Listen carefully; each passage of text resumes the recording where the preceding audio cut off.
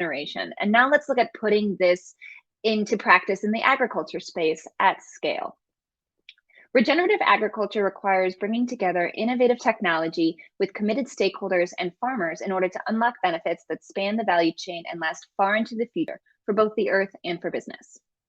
This session will explore how harnessing data and technology and investing in farmers enables smart partnerships and policymaking, builds more sustainable value chains, and supports environmental sustainability alongside economic growth. And if you're listening to what I just said and looking at our great list of speakers for this, you might be going, because you've identified a gap. And I just want to pause for a moment on that gap. You're not wrong. We're joined by two industry leaders who can shed real light on what is happening in the regenerative agriculture space from the private sector. But this panel is notably lacking in terms of representation from an Indigenous or farmer representative. And I want to go back to something Val mentioned earlier today in kicking off sustainability today, specifically around balance and regeneration, and her call for healing and proactively, intentionally not doing bad things. And I think that this is something that we really want to hear from different groups that aren't always on panels about. And to that note, this is something that we at Concordia acknowledge and have been working to address or fix in the diversity and representation on our stage. So I'm a big believer in accountability. I wanted to just acknowledge that, recognize it, we will do better. And I'm grateful also to our amazing speakers and our moderator for recognizing how important this representation is and working in their respective spaces to also be advocates and champions while also sharing their insights with us today. So to not kind of be the barrier to great conversation sets, but really kind of champions and supporters of it. So with that, I'm going to turn over to Teryn Wolfe. She's the founder and CEO of Measurement Matters and a Concordia advisor. We have Paula Henderson, the Executive Vice President and Chief Sales Officer for the Americas at SAS, and Jim Andrew, Executive Vice President for Beyond the Bottle Businesses and Chief Sustainability Officer at PepsiCo. All right, turning it over to our very credible panel. Let's go. Thanks, Hannah, for that introduction. It's great to be here today on this panel. Jim, Paula, thank you so much for joining us. And so we only have 25 minutes, so I want to go ahead and get started. Jim, you have a very impressive history across innovation and sustainability. And Paula, in your profile, you write that you're inspired by the endless possibilities of using data and analytics to make a difference for organizations and communities and constituents. Both of you have had key roles in using data and technology to drive innovation, not only in your current positions, but across your professional experience. From both of your experiences, what are some of these key challenges of regenerative agriculture that are addressed by implementing data and technology solutions? And why don't we go ahead and start with Paula? Thank you, Teryn. I appreciate that. Well, as we all know, our natural resources are precious and finite. And we passionately believe that analyzing data will help to improve global sustainable stewardship. And there's significant investment being made. Back in 2020, $2.38 trillion was devoted to sustainable agriculture in the United States. And such a rise in ag tech companies, they have grown compound annual growth of over 50%. But still, there was a report in the Wall Street Journal where 60% to 70% of data that's being collected by machinery on farms is being unused. And this is quite personal for me because I grew up on a farm and still have a family farm in Eastern North Carolina. And it's also a personal passion for us at SAS. Our company was born out of agriculture data back in the 70s. And in 2019, we launched an ag tech business unit dedicated to solving these types of problems. We believe that there's just significant potential for the use of artificial intelligence and analytics to improve plant health, soil productivity, and also crop yields. We also believe where regenerative agriculture is scientifically transformative, there's so much opportunity to operationalize this theory at scale. And this really requires the need to leverage, analyze, and visualize data. And if we have time, I'd love just to share a few examples of how we're doing this. I'm with both of you. The first is with animal health. We're helping to digitize dietary guidelines for dairy cows and build decision support tools for farmers so it helps them monitor the health of their livestock. And then another example is our work with sweet potatoes, with farmers and researchers. It's interesting fact here in North Carolina, where our global headquarters is at SAS. Our state actually grows more sweet potatoes than any other state in the United States. And as you know, sweet potatoes are high value, high nutritional density crop. So to feed the world population approaching 10 billion by 2050, we know that we must be efficient across multiple dimensions, including better land use, soil health, water conservation, and yield optimization. So SAS partnered with industry stakeholders to analyze data on environmental conditions and resource use with a common goal to improve outcomes for sweet potato crops. And we also focus on the desired size and shape because that's important to consumers. But in addition to that, the skin texture of the potato to minimize food waste in the last mile of the food supply chain. So we developed and deployed analytical models and were able to determine the best seed to plant in a specific area to yield the best possible sweet potato. And really proud of that work. And then we have a few other examples I'd love to share if we have time, but I will turn it over to Jim and love to hear from you, Jim, as well. Great, thanks, Paula. I'm sure we'll be able to get back to those. Jim, go for it. Yeah, great, thanks. And some of you may be wondering, why is PepsiCo on a panel about regenerative agriculture? And let me just give a little bit of context. About 55% of our portfolio is foods, and over 2/3 of our total portfolio, including our beverages, starts in the ground somehow, whether it's an orange for Tropicana orange juice or oats for Quaker Oats. So we have a very large agricultural footprint, and given that, it's absolutely central to our business. As a $70 billion company, we feel a real responsibility to use our scale to help build a more resilient food system and to advance solutions that, really use agriculture as a lever to address a lot of these pressing challenges, things like climate change, biodiversity loss, and inequality. And let me just talk about climate change in this context for a second, because it is such a huge lever. Depending whose numbers you use, the croplands, grazing lands, and rangelands can sequester somewhere between a 1.5 to 4.5 gigatons.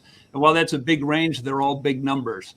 And at the same time as that carbon's being sequestered, the great thing is that the farms are becoming more resilient to changing climate and the ability to continue to provide food, as Paula said, to the 10 billion people that are on the horizon. And so as we think about the challenges to your question, there's really two challenges that, I would highlight just here. The first is, while regenerative farming practices are more productive and more profitable in the long term, it can sometimes take a few years for farmers to see a return on that upfront investment. And everything starts with a farmer, and they're business people. And so it's understandable why perhaps we haven't seen quite the uptake in the regenerative farming practices as quickly as we would have liked. And so our program in regenerative agriculture, we call it PepsiCo. We call it positive agriculture because we really want to use it to drive these positive impacts. And we're really prioritizing three things: investment, innovation, and collaboration with the farming partners so that we can really deliver that impact. And, working together, we can reduce the carbon, we can feed the population, and we can make a meaningful impact. And, we're looking at spreading those practices across 7 million acres, which is about the size of our agricultural footprint on a global basis. And by doing that, we'll see a net reduction of at least 3 million tons of GHG.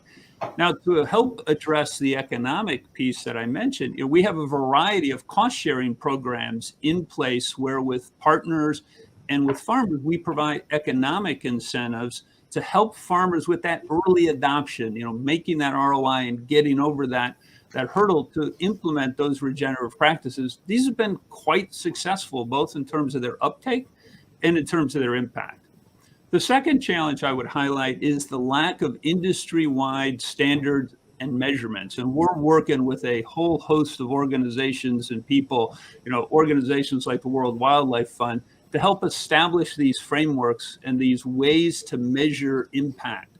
Because by leveraging data and technology solutions, we can help ensure that farmers are positioned to deliver and measure optimal results.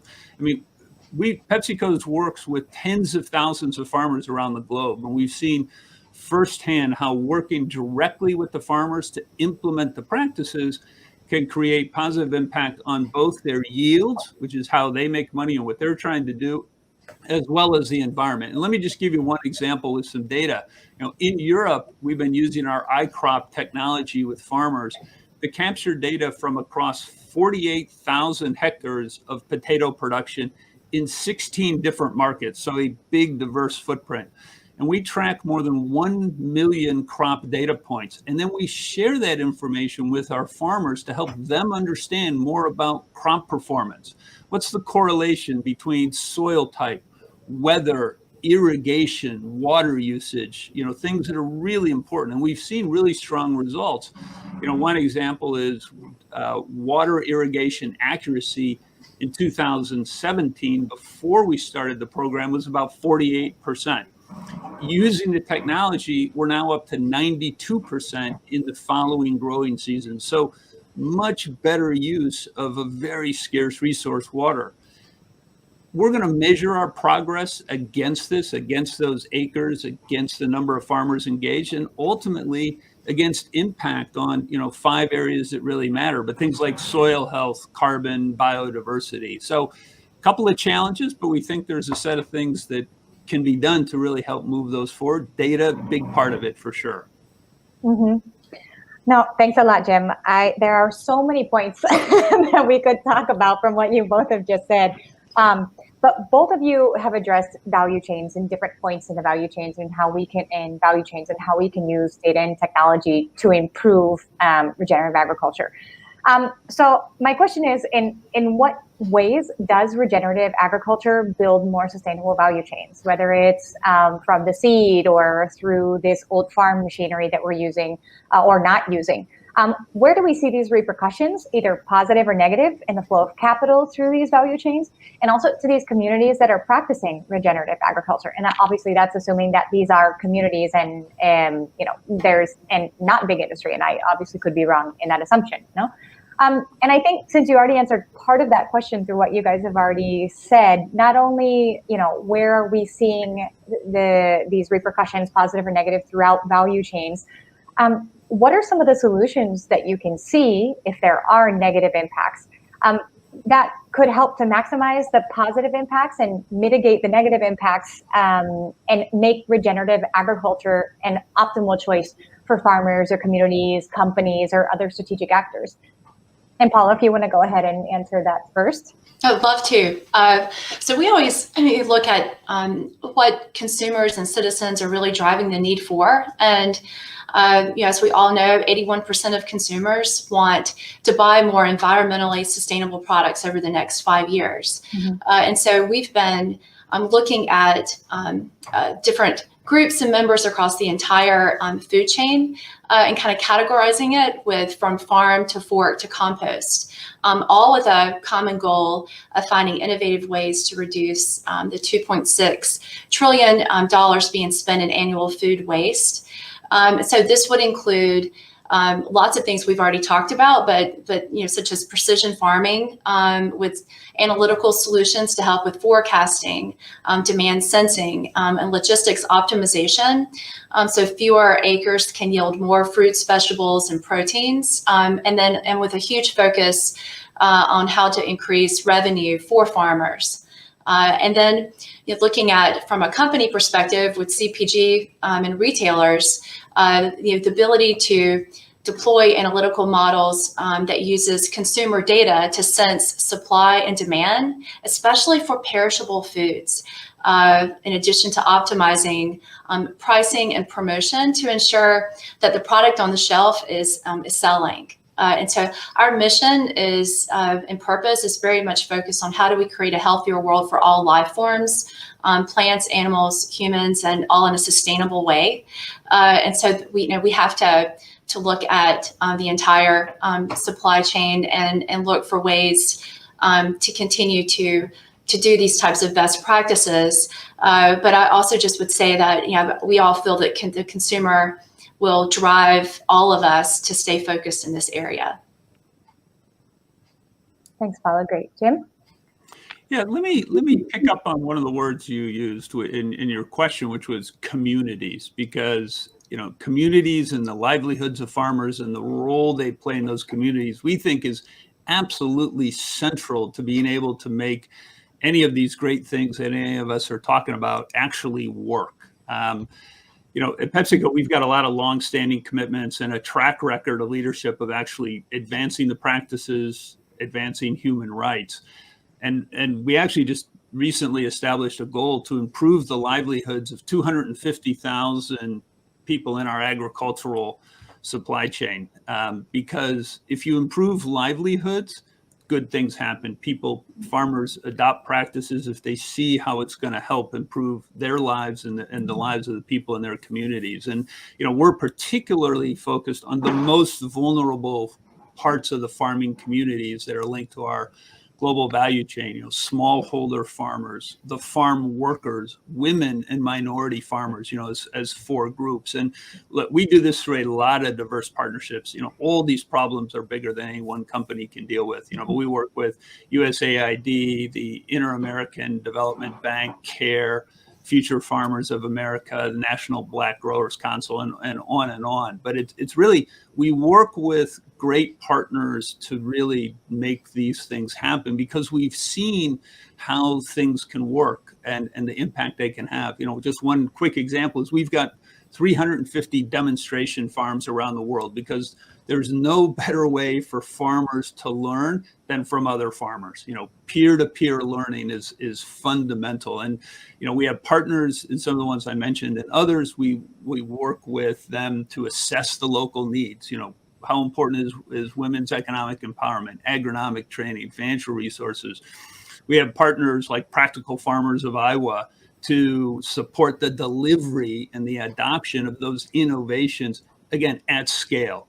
We're a big company. We do big things well. We're talking about how do we scale things is a really important part. I know that's one of the areas you're interested in. And then also communities of practice so that this propagates, this further expands, sharing ideas, building capacity. And female empowerment is such an important part of that. We've all heard the statistic by FAO. If female farmers had the same access to time and resources as their male counterparts, their food production would increase by 30%. And that would help eliminate hunger for 150 million people. I mean, that's such a compelling statistic. And so we're working with partners like USAID, industry peers, and the female farmers themselves. I can't stress the importance of working with farmers themselves to understand what are the specific barriers in a specific cultural context that they're facing. What role can PepsiCo play and other organizations and bring them? So we tailor, for example, our sustainable farming program, which has been going for years, to local context to most effectively empower the females. And with our PepsiCo Foundation and other partners like CARE, a lot of it's about resources. And so we've committed to investing $100 million by 2025 to support women's and girls' empowerment in communities, those communities you were talking about, where we operate, which includes agriculture. So I think there's a set of things, but I just wanted to draw out that thread around communities that you mentioned because I think that's so important. Mm-hmm. Mm-hmm. Absolutely. And I do want to come back to that. And you mentioned something that I'd like to talk about before we close, but I think there's also another really important question here, especially for for Concordia's diverse audiences. You guys are obviously driving change and you are both from the private sector. And there are a lot of actors in the regenerative agricultural ecosystem. And so what do you think that the role of the private sector is in supporting the creation of policy that promotes or even subsidizes regenerative agriculture, regenerative practices? And let's say you had an audience of policymakers in front of you. What would be the one thing that you would recommend to them to really promote regenerative agriculture in the U.S.? I'd love to start. Definitely rural broadband access. It's critically important And I do think that policy leaders understand that, but we see it firsthand. I see it firsthand when I visit my family's farm. And so in order to really achieve some of these advancements in technology, that has to be addressed, and that would be absolutely my top of mind. And I think as on the private sector side, the more that companies can really promote the need for broadband access, it will help in so many ways, in addition to just helping with this with agriculture. Great. Jim? Yeah, look, as I said before, no one company or one organization, SAS is big, we're big. None of us can tackle these things by ourselves. It really is about systemic change. It's working with partners, private sector, governments, organizations like the UN, development agencies, farmers, consumers, right? Everybody has to be working together. To your point, what can governments do? I'll cheat and give you one or two others, but I'll be quick. First, they can make clear their support for regenerative farming practices. We've come from an era of very intensive farming. Just making clear that regenerative farming practices are supported is a big step forward. Providing incentives to invest in new technologies and practices, whether it's rural broadband access or other things, but there's a whole set of things that getting the incentives aligned, making sure that public and private sector R&D are coordinated and supported. And then ultimately, they can always invest in specific programs and organizations, but policy absolutely has an important role to play, and all these things are going to make a difference. Mm-hmm. Yeah, absolutely. So we only have a few minutes left, but there are a couple of things. I think there's this really important question of scale here. And Paula, I think you and I are from similar backgrounds. I'm from Northeastern Ohio, and so we're kind of looking at like very, very rural. When you think about, the kind of the mindset of some of these people that I remember growing up with, it's kind of like Wizard of Oz, right? Typical family farm. And talking about data and technology and, using all of these really innovative tools for regenerative agriculture is something kind of scary, right? So it's kind of hard to scale, and it's a long road to scale just because of, this culture of small scale farming. But then on the other side, we have large scale farming. And so, I think the question is from that perspective of small scale farming, I think there are challenges for bridging those communications or culture gaps. But also, what does regenerative farming mean for big industry, and how can this be scaled? From your experiences, what are some of the ways that we could transfer these best practices from regenerative farming to big industry like corn, soy, or the meat industry in the US? Is this consumer mindset? Would these be economic benefits like Jim mentioned, or where do you think we can begin?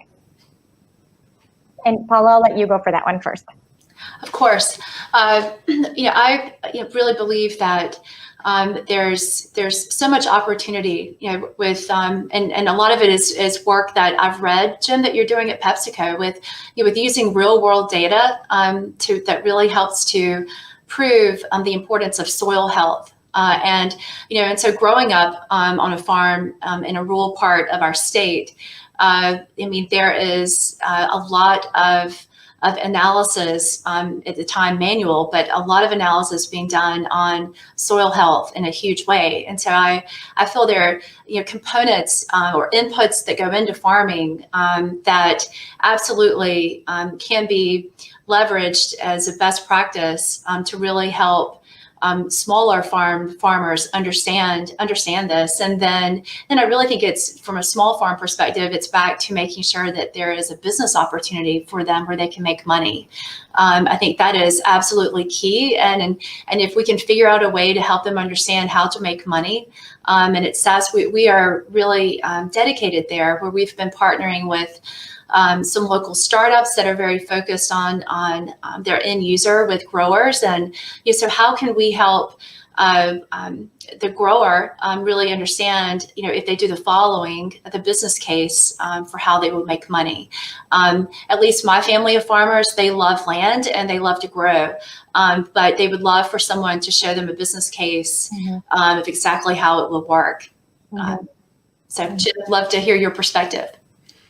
Yeah, I would agree. You know, farmers are business people, and you gotta show them the economic case. You know, we're doing this now, as Paula was kind enough to mention. We've got about 500,000 acres in the U.S. in the Midwest that we're working with in regenerative practices, and you know, so this is something we're doing now. We've learned a few things, and I would just highlight there's really three factors that are critical, and let me just build them out a little bit. You know, the first is the sort of social cultural, and you know, Paula was talking about that. You know, I was on a farm in Iowa a few weeks ago, and it was interesting because it was, you know, some of the you know, they were mid-sized farmers. They weren't 10,000 acre farmers, but they were, you know, they were mid-sized farmers. They were very progressive, but they talked about the culture of how it's hard when your field is covered with a cover crop and everybody else has this beautiful, nicely tilled, you know, farm, and people sort of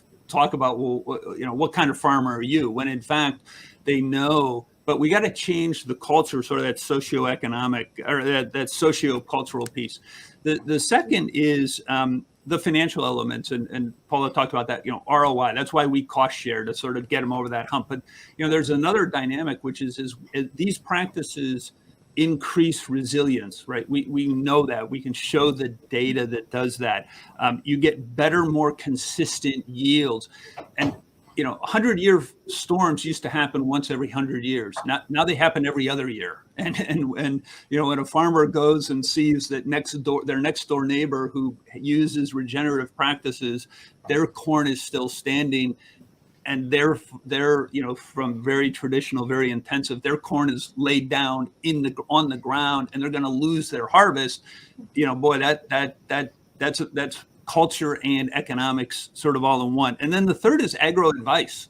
You know, that we have to provide these farmers, you know, whether it's the U.S. Extension, you know, the USDA Extension Services or other providers, moving from just, you know, intensive to long-term soil health, building resilience. It's a different muscle. It's a different set of practices, and we got to work on all three of those, which is why, you know, the partnerships become so important, because it's a big system change management exercise. With at the center of it, it's a farmer. You know, a farmer is going to wake up and they're going to plant the way they're going to plant, and that's who we find we have to work most closely with, and good partners who are really close with those farmers to make that change happen.